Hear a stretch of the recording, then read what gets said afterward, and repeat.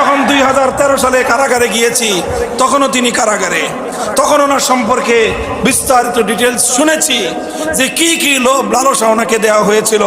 তুমি তোমার পথ ছেড়ে দাও, তোমার জন্য অনেক বড় সম্মান অপেক্ষা করছে, তোমাকে অনেক কিছু দেওয়া হবে, রাষ্ট্রীয় এই দেওয়া হবে, এই সম্মান দেওয়া হবে, এই মর্যাদা দেওয়া হবে, এই দেওয়া হবে।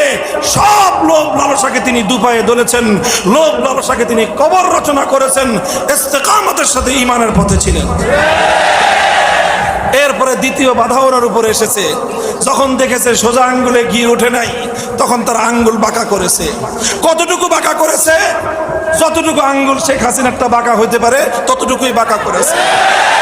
বাঁকা করতে করতে আঙ্গুল পেঁচ খেয়ে গেছে, আঙ্গুল শেখ হাসিনারটা পেঁচ খেয়ে গেছে। কিন্তু আল্লাহর বান্দা ঈমানের উপর অটল এবং অবিচল ছিল, জীবন দিয়েছে মৃত্যুর সময় পর্যন্ত।